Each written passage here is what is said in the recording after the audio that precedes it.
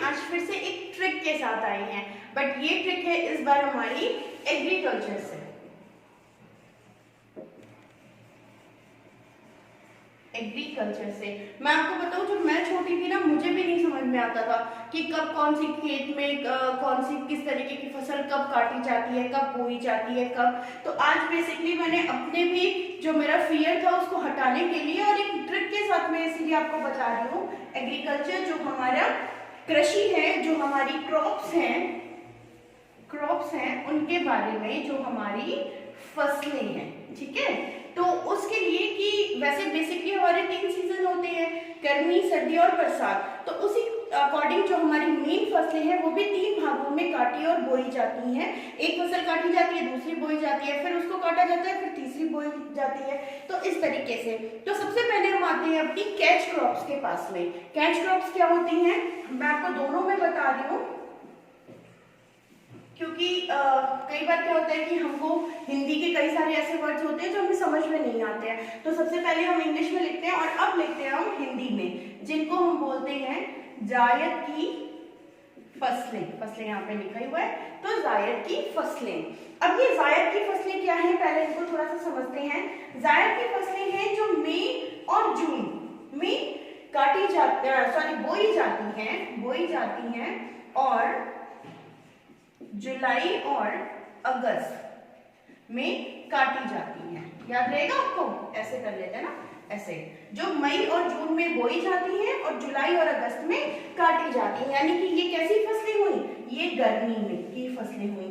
अब देखिए इन फसलों को याद करने का एक और तरीका है कि जो चीजें हम गर्मियों में ज्यादा यूज करते हैं, जैसे खरबूजा तरबूजा बहुत यूज करते हैं, है ना, तो ऐसे भी याद कर सकते हैं। तो इसकी अब हम ट्रिक की बात करते हैं कि ट्रिक क्या है। इनको याद करने की ट्रिक है ताऊ खीरा खाकर मर गए। भाई खीरा खाकर मरे। जो ताऊ थे किसी के, वो जो है वो खीरा खाकर मर गए। अब मरे तो कब मरे, खीरा गर्मियों में मरे, वो भी। और खीरा कब मिलता है हमको, बेसिकली गर्मियों में, है ना। तो खीरा खाकर मरे। अब अगस्त आपको ऐसे याद रख सकते हैं कि हम जन्माष्टमी में खीरा चढ़ाते हैं, जब जन्माष्टमी मनाते हैं अगस्त में कृष्ण भगवान की, तो हम अगस्त में, तो आपको ऐसे याद रखना है कि गर्मियों में हम खीरा खाते हैं, हमारे लिए फायदेमंद है, हेल्दी है, और अगस्त में हम जन्माष्टमी में उनको चढ़ाते हैं। तो ये आपको ड्यूरेशन याद रखना है। चलिए अब हम करते हैं कि इनसे हमारी कौन कौन सी फसलें तैयार होती हैं। तो सबसे पहले है तासे है तरबूज, बहुत ज्यादा गर्मियों में खाया जाता है। नेक्स्ट आते हैं हम अपनी उड़द की दाल, ठीक है, उड़द। खीरा एज वेल एज हमारा क्या आ जाएगा, खीरा, पूरा वही लिखा हुआ है। खाकर खरबूजा, खरबूज या खरबूजा। फिर क से आ जाएगा हमारा ककड़ी। देखिए अब ध्यान दीजिए कि सारी चीजें ये हैं जो हम गर्मियों में खाते हैं, तरबूज, खीरा, तरबूज, ककड़ी, सब सैलेड बनाते हैं, ठीक है। अब र से आ जाते हैं राई, ठीक है, जिस सरसों का तेल जिससे, या राई। अब आ जाते हैं हम म में। यहाँ पे एक्चुअली ये जो र है इसका कोई भी मतलब नहीं है, ये सिर्फ इसको कंप्लीट करने के लिए है। तो म से है मूंग की दाल। तो ये नहीं आपकी वो फसलें जो मई जून में बोई जाती हैं और जुलाई अगस्त में काटी जाती हैं। ताऊ खीरा खाकर मरे, तरबूज, उड़द, खीरा, खरबूज, ककड़ी, राई और मूंग। आई होप आपको समझ में आ गई होंगी। और अब आते हैं हम अपनी नेक्स्ट क्रॉप की तरफ, मॉनसून क्रॉप्स, या इनको हम कहते हैं खरीफ की फसलें, ठीक है, खरीफ की फसलें। ये अब ये कौन सी है, तो मानसून है, तो ऑब्वियसली बात है कि ये मानसून की क्रॉप्स है, तो इन्हें मानसून सीजन में ही बोया जाता होगा। तो इनके बोने का जो टाइम है वो जून या जुलाई में है, ठीक है, इनको बोया जाता है। और इनकी कटाई कब की जाती है, वो की जाती है नवंबर से दिसंबर के बीच में इन्हें काटा जाता है। तो कौन कौन सी है, अब इसको याद करने की ट्रिक है, अरे, गधा, बाजा, मत बजा। अरे गधा बाजा मत बजा। किसी ने बहुत गुस्से में बोला, कोई बहुत बेकार साउंड में गाना गा रहा था और बजा रहा था, तो उसको बोला। तो अब याद करते हैं जून और जुलाई में बोई जाने वाली फसलें। अ से आ गई हमारी अरहर, ग से आ गई गन्ना, ध से आ गया धान, ब से आ गया बाजरा, ज से आ गया ज्वार, म से आ गया मक्का और त से आ गया तिलहन। तिलहन मतलब किसी भी प्रकार की जो हमारी दालें होती हैं उनको हम तिलहन कहते हैं। ठीक है, तो ये सारी चीजें, ये बजा जो है ये सिर्फ आपको लर्न कराने के लिए है। सो अरे से अरहर, ग से गन्ना, धा से धान, ब से बाजरा, ज से ज्वार, म से मक्का, त से तिलहन या किसी भी प्रकार की दालें। तो ये हो गई जून जुलाई में बोई जाने वाली। इनका नेम में जो नाम है वो मॉनसून या खरीफ की फसलों के नाम से जाना जाता है। ये मोस्टली एग्जाम्स में आता है कि जो आपको फसलें दे देंगे 4 और ऑब्जेक्टिव में पूछ लेंगे कि इसमें से कौन सी जायद की फसल नहीं है या खरीफ की फसल है। इस तरीके की क्वेश्चन मोस्टली कॉम्पिटिटिव एग्जाम्स में आते हैं, या आपको सुमेलित करने के लिए दे देंगे। एक साइड एक कॉलम, दूसरे साइड दूसरा, एक साइड फसलें, एक साइड उनके जो ड्यूरेशन है वो दे देंगे और बोल देंगे कि इनको आपको सुमेलित करना है, इनका मिलान करना है। तो इस तरीके की कॉम्पिटिटिव एग्जाम्स में अक्सर ये जो क्वेश्चंस हैं ये आते रहते हैं। चलिए अब बात करते हैं अपनी नेक्स्ट क्रॉप के बारे में। स्प्रिंग क्रॉप्स या फिर कह सकते हैं रबी की फसलें।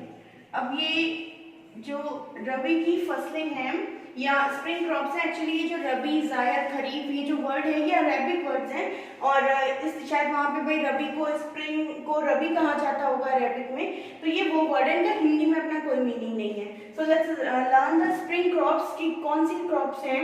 वो क्रॉप्स जो अक्टूबर या फिर नवंबर के मंथ में बोई जाती हैं, ठीक है, और फिर जो मार्च या फिर अप्रैल में काटी जाती हैं उनको हम बोलते हैं स्प्रिंग क्रॉप्स। आपने सुना होगा जो मार्च है या फेब है उसको हम स्प्रिंग मंथ भी कहते हैं ना, तो इसलिए जो आपको ऐसे याद रखना है कि जो मार्च और अप्रैल में जो काटी जाने वाली फसलें हैं वो सारी स्प्रिंग क्रॉप्स में आती हैं। इनको आप ऐसे याद कर सकते हैं।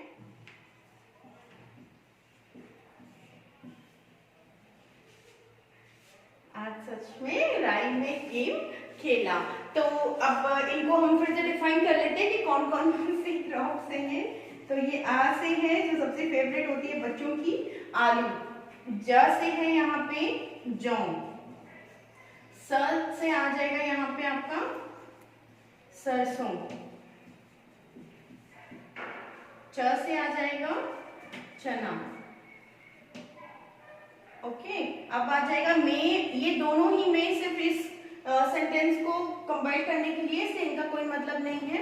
राई एज वेल एज पूरा आ जाएगा हमारा यहाँ पे राई। यहाँ गे से आ जाएगा गेहूं और लास्ट में म से आ जाएगा मटर।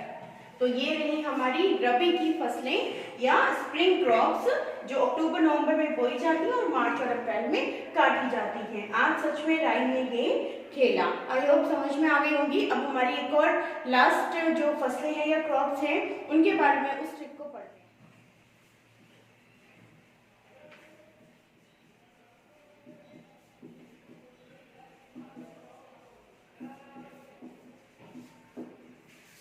कैश क्रॉप्स या नकदी की फसलें। आपको नाम से भी समझ में आ रहा होगा कि नकदी या कैश हमें कहाँ से मिलता है, जब हम ट्रेड या व्यापार करते हैं। तो ऐसी फसलें जिनको हम मोस्टली जैसे गन्ना, गेहूं या जौ है, ज्वार है, बाजरा, इनको हम कुछ लोग सिर्फ अपने यूज के लिए भी करते हैं ना, कि हम खाने के लिए उसको उगा रहे हैं। लेकिन ये जो फसलें हैं ये मोस्टली इसलिए की जाती है कि हम उसको बेच के ट्रेड या व्यापार कर सकें और नकद या फिर कैश पा सके। तो चलिए इसकी ट्रिक को याद करते हैं। ये है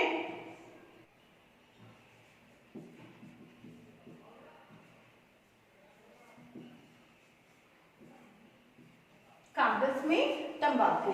अब कागज से आ जाता है हमारा कपास, जो कि सूती कपड़ों के लिए या कॉटन के लिए या रुई के लिए यूज करता है।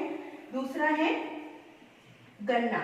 गन्ना वैसे तो हम अपने लिए भी यूज करते हैं, लेकिन जो चीनी की मिलें हैं उनमें भी बेचने के लिए बहुत सारे जो हमारे किसान भाई हैं वो क्या करते हैं कि उनको बेच के वहां से पैसे कमाते हैं। तो ये भी एक आपकी कैश क्रॉप्स में आती है। नेक्स्ट आ जाती है हमारी जूट। जूट भी जो पश्चिम बंगाल एरिया मोस्टली वो फेमस है जूट के लिए, तो ये भी हमारी कैश क्रॉप्स है। नेक्स्ट आ जाता है तंबाकू। ये एज वेल एज पूरा ऐसे ही है, ठीक है। तंबाकू जो सिगरेट, बीड़ी या जो खैनी या जो उन चीज़ों में यूज होता है, तो ये हमारी जो 4 फसलें हैं ये कैश क्रॉप्स में आती हैं।